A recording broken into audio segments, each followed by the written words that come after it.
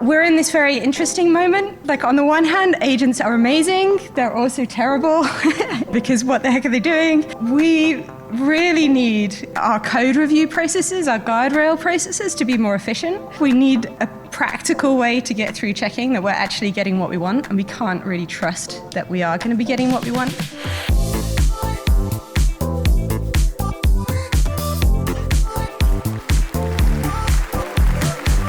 So hello, so welcome to TESOL. So as mentioned, so I get to work in this lovely office, but it's always such a pleasure when we have a bunch of people come by. Can you hear me? My name's Amy Heinecke. I'm a researcher and engineer here, and I've been helping build our internal software factory, and then I've also been spending a lot of time evaluating what agents are doing and building different tools that we're putting into our product. I'm so delighted that I'm doing this talk right after Dave, because I feel like so much of what you talked about resonates really strongly with what I'm going to talk about.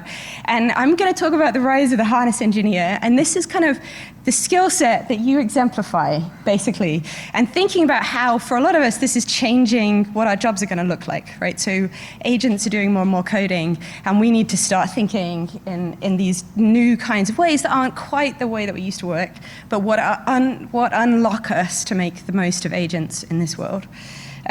So I'm going to start with a few observations that are probably obvious to everybody here and repeat some of your ideas. So first of all, the agents got pretty great and we're all using them a lot. So there's lots of studies on this. There's a great one from Faros AI where they showed this incredible rate of AI coding tool adoption. And I think we went from last year, it was like very spiky, the adoption, and now we're seeing the vast majority of code in many organizations is actually AI authored. We're also seeing the benchmarks getting completely saturated. So if you can define a task, you can ask an agent to do it, you'll normally find that the agent can complete it. And we're finding it hard to write benchmarks that are kind of task-driven that agents can't complete. When we stare a bit closer, though, I mean, we start to see some cracks. So agents can do tasks, but do they do it in a way that's maintainable? Do they do it in a way that leads to kind of health of the code base over time? We have more questions there. So this is the same report that looked at adoption of AI. This staggered me, actually. Like, the number of bugs that they're monitoring has jumped up. The number of incidents has jumped up. And this resonates very deeply because I don't know about you, but when you use software these days, it feels like everything is just a little bit crunchier and like cracks around the edges. And so we're in this very interesting moment. There are some new benchmarks. This one's called Slop Code Bench, where they try and have like a long-running agent do a series of tasks. It doesn't know what order it's going to have to do the tasks in, and so it needs to have built in a nice incremental way to be able to pull it off. And as soon as you do tasks like this, you see much, much lower scores. So the agents are struggling a lot more. I think there's a kind of this idea, I think that a lot of us are also noticing, like, in a way, the agents are just getting better and better, and so you can think like, oh, better models will solve all of this. This chart, I don't know if you've seen one like this before, this is the Pareto frontier, and so we basically plot how much it costs to use an agent versus kind of an intelligence score. And so if you draw the line across it, you get the best value model for each level of intelligence. What's crazy about this is that the left-hand scale is kind of a linear one, so we're seeing kind of incremental improvement. The bottom one is a log scale, so there's 100x price difference between the left and the right, and the green line in the middle is 10x. So it's 10 times as expensive to run Fable 5 as it is to run GPT 5.6 Sol on a medium reasoning. So even in cases where the better model can do the task, we're seeing like that sure is an expensive way to solve problems. And if you're in an organization where you're starting to have a lot of throughput of agents, we become more and more aware of this. I think we had 600 PRs close this week, like at TESOL, we're like fairly small organization. Like we're talking about, if you've got a lot of code going through, we need to think about this carefully. We think a lot about skills here, so we've launched a load of products to help people manage skills in their organizations, govern them, optimize them, share them, understand what they've built. And we built a benchmark for skills. So we took 1,000 skills that we found in different open source repos. We built tasks that would use the skills, and then we got agents to do those tasks with and without the skills, so we could kind of compare how well they behaved, and we graded both how well they finished their tasks and the ability of them to follow all of the instructions in the skill. So did they get the thing done, and did they do it exactly the way that the skill defined? We found a few really interesting things. So you can, and I'll show you some more charts in a second, so you can drive agents quite dramatically with skills. You can get them to approach tasks in a very different way, so these are great tools. A well-defined skill will mean that you can get the same level of task success with a much cheaper, smaller agent. So there's a path to kind of making better use of the agents that we have. But also we find that instructions are not followed very thoroughly by agents. So what we were able to find is that task completion rates were very high on all of these tasks that we studied, but only about 70% of instructions from skills were getting followed on average. So there's a big gap here. So this is comparing instruction following across a ton of different models, and there's a big range in this. So even the best models are ignoring a lot of the instructions that they get. So we classified all of the different skills that we'd found, and there's a big difference. So in some domains, you can see that this kind of you see very different levels of kind of instruction following than we do in other domains. So what this chart is showing is kind of the gray bar is how many of the instructions in a skill an agent would have done anyway. So some stuff agents are great. They're kind of doing whatever they, they've learned some best practices. But then the green bar is how well they adapted to work the way that they were told to work, and the bit on the end is how much they didn't do. So the steerability question, I think maybe the labs have been slightly under-rotating on steerability and over-rotating on task completion, and we feel this when we try and get agents to do the things that we want them to do. So we're in this very interesting moment. Like on the one hand, agents are amazing. They're also terrible because what the heck are they doing? We really need kind of our code review processes, our guardrail processes to be more efficient. If we're going to have rocket boots, if we're going to generate tons of stuff, we need a practical way to get through checking that we're actually getting what we want, and we can't really trust that we are going to be getting what we want. And so this is an incredible and interesting moment. I think all of this points to the fact that engineering really matters, and it matters more now, not less. So I think in the past, when we were doing a lot of engineering, when we were building code bases, we could kind of accumulate knowledge, we could share knowledge, and we could kind of build incrementally and rely on individuals kind of reviewing PRs and teaching each other and kind of training each other as the way that we could kind of steer and shape the code that we were writing, the software, the engineering we were doing. And now we're letting agents run at it. A lot of that needs to become more explicit.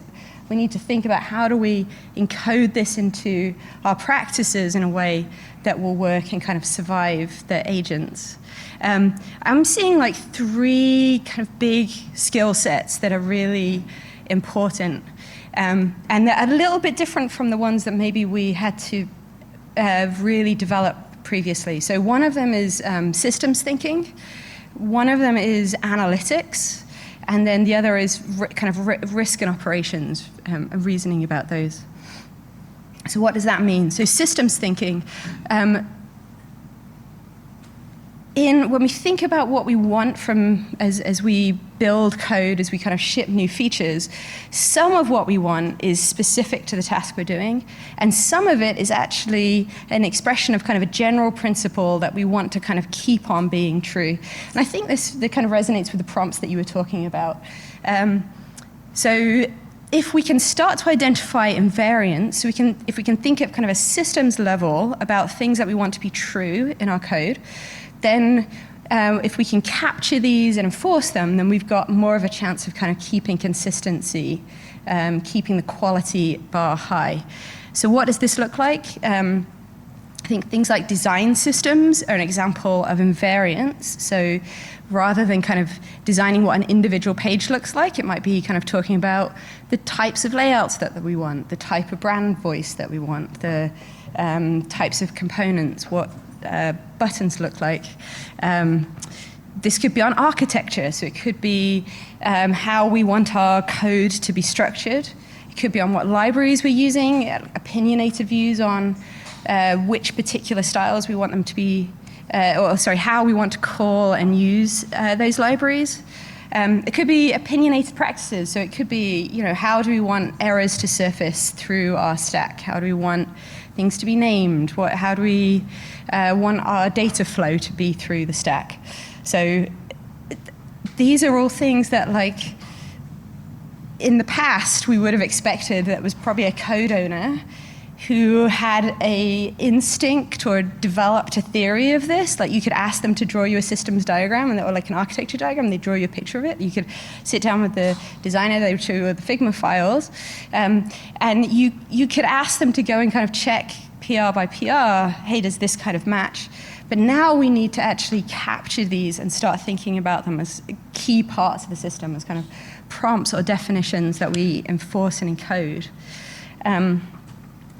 So it's now actually possible to enforce these kinds of patterns in a bunch of different ways. So we can write skills that describe what we care about and give them to our agents. So we can make sure that we've kind of tuned in exactly the description of what we're expecting. We get that to be loaded at the right time.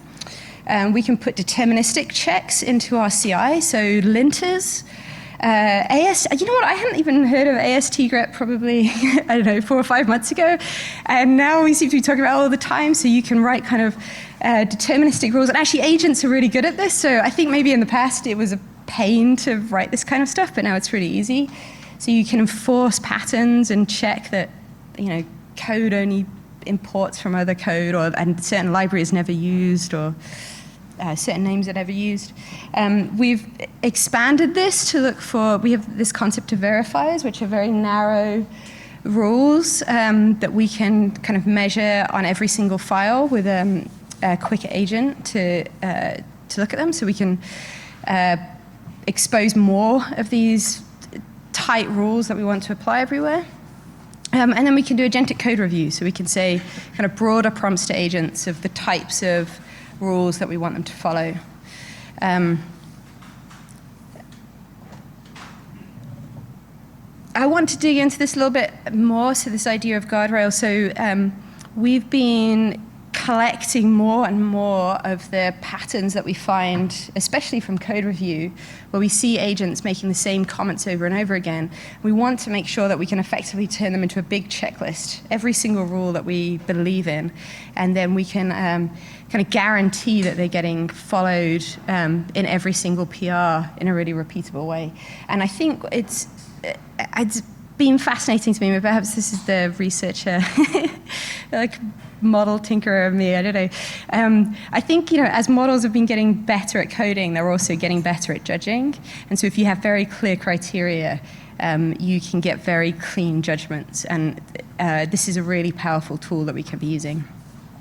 Okay, so we are going to be thinking more and more about the system and reasoning about it. But I think to Dave's point earlier, the way to really reason about systems is to think about analytics. And I think, it's not maybe what we were doing as engineers as much before, of thinking that we needed to think analytically in order to unlock engineering. But what's cool is as we automate more of the code generation processes, we have more and more data that we can look at. And there's a bunch of signals that we can be using. So agent logs are super fascinating. Has anyone here just spent a lot of time reading coding agent logs? Yeah, okay, I'm getting a couple of nodding heads. I'm not the weirdest one. That's very reassuring. There's sometimes if you read them, you see agents will just spin in a cycle and get confused. So we can spot where are they wasting time. We found there are certain tools that our agents got really super confused about. Actually, linear, it turns out the API, our agents for some reason always got confused about, so we ended up writing like a simple kind of CLI that could call the linear API that we could observe that it was finding much easier. So we can look at agent logs, we can see what problems are in agent logs. We can look at PR comments, so we can see what things are they doing wrong over and over again. And then they might be things that we want to turn into guardrails or lint rules, or they might be things where we need to just tell the agent ahead of time, like remember to follow this rule. We can look at architecture that's emerged in the code base, so we can run complexity analysis on the code base. We can see, are there places where it's turning into spaghetti, where everything's importing from everything? We can run mutation analysis on our tests, where we can say, are there parts of our test suite that aren't actually earning their keep? They're not actually useful tests. Are there gaps in part of our testing coverage? So we can use all of these signals and turn those back into hypotheses that we might build about where the agents are going wrong, and into kind of choices about new invariants that we might want to describe, name, and then figure out how to enforce so that we don't have to worry about that again. So these can be manual review, so you can grab the data and stare at it for a long time and then pontificate about the ideal architecture. They could be automated loops where you have an agent go and do a quick check of things and spot, hey, something was going wrong here. Maybe we should strengthen something. So analytics is a super important new way to start thinking, to draw on. And the next one is kind of risk and operations. And I think this has come up a couple of times. What's interesting is that we have a load, we've got all these new capabilities. They work differently than they used to do. We've got all of these controls, and we need to be able to reason about, is it good enough to let it kind of run on its own? Is it not good enough to let it run on its own? Like, how much review do we need? And so I feel like the kind of ideas about risk, what our risk policies are, suddenly need to become much more fine-grained, and they need to be something that more and more of us are talking about and using. So one thing we've thought a bit about at Tessel is we have this kind of ladder where there are actually quite a lot of our PRs auto-merge. So we have certain parts of our code base where we're like, like the research code base, for example, is free for all. You can just merge anything you like. There are absolutely no rules here. Some of our internal tooling is auto-merge. So we have like hundreds of PRs going through all the time. Nobody looks at any of them. And then other parts of our code base are, you absolutely need an engineer to look at it. So whoever's kind of working on the feature, who's steering it through, they need to go in and kind of do that final merge. There are a few very kind of higher leverage parts of the code base where you probably should realize that you should ask somebody who's thought about it before rather than ramming something through. So thinking about what these levels of risk are, thinking about which parts of the code base they are, trying to kind of codify that into rules that then go into your GitHub settings and change what checks and balances you put on different parts of the code base. This is suddenly really important. So this is all the kind of harness engineering skill set, I would say. And I think for most organizations, we're either going to have like a few of our Daves who are going to live this, right? They're going to think about invariants, they're going to think about analytics, they're going to think about risk, they're going to think about these policies. I think it might also be that for many of us who are working in engineering, this becomes more and more of where we spend our time. And it's actually quite a big shift to think of spending a bunch of our time like this, as well as spending it thinking about the features that we want. So this is kind of how we're going to be tenders and gardeners of our our code and our software alongside kind of builders who are thinking about shipping. So I've mentioned this quickly. So at Tesla, we've been building a software factory internally. So I think like 95% of our code went through this factory this week. And over the last month, we've been at over 90%. And we're also starting to ship more of these components. So if you want to get started and tinker with stuff, you can install the Tesla CLI. And we're starting to put out more content now about the Tesla agent that you can use to kind of talk to and kind of see what tools there are so you can go play with it. So part of the vision of the factory is that what happens is more of your coding goes into kind of remote execution coding agent that you're loading up with all these kind of skills and context. You have a bunch of guardrails, so these kind of deterministic checks, verifiers, things that are in CI. You've got kind of automated code review. You may have this kind of triage gating step of, okay, can we reason about how much risk we need to apply, how much care we need to apply? And then all of this then has these update loops where we're going to monitor what's going on. We're going to learn from that about how we can improve each part of the stack. So yeah, if you want to tinker, please feel free to come and chat about it. But I think that the big thing I want to you to take away from this is this role of the harness engineer, these new skills, this new way of thinking that I think more and more of us need to embrace. And I wanted to leave you with kind of one set of ideas on what are things to get started. So if you're not doing this kind of job full time, where you would start. So I think the first exercise is thinking about this invariance. Like for the code that you're working on, could you describe some of the invariants? I'd say it's quite an uncomfortable thing to start doing, actually. It's like working out what precise rules you would actually claim should always be true across your code. It's worth just trying it out, going through that exercise. Think about how you could make at least one of those become a CI gate that you apply, and then see what happens with it. So think about, did that start catching this problem that you were aware of, that you cared about? Like, how often is that thing firing? And then I think the last thing is to try out thinking about building a data set. So again, it turns out the agents are great at this. Tell your agent to go grab the last 50 PRs in your repo and ask it to summarize what it observed about what was going wrong. So what was repeatedly being said by people in comments, or what repeated errors there were, where was it tripping up and triggering CI failures? And then use that to think a bit more about, okay, what were the invariants I cared about? What could we have improved? Okay, that's it. Thank you.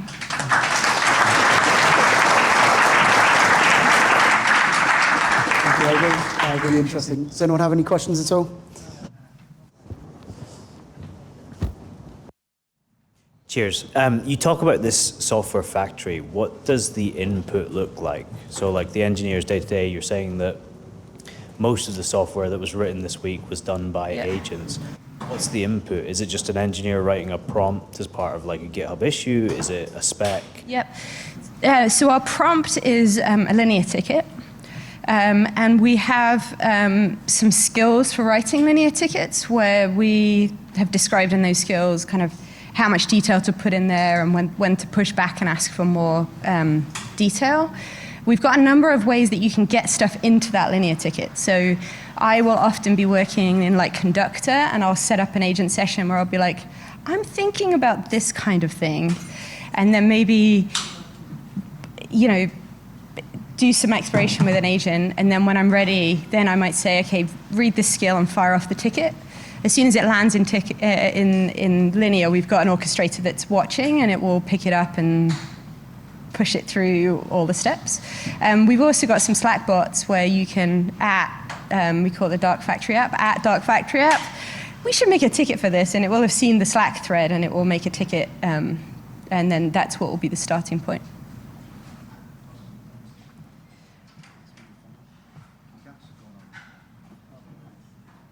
Thanks, Amy. I was actually going to ask Dave the question, but maybe you'll be able to answer this as well. How do you prevent whack-a-moles from happening where, in a PR, when it gets long, there are opposite things said, and then we forget, and in the world of agents, it's very easy for the agent to agree on the opposite things.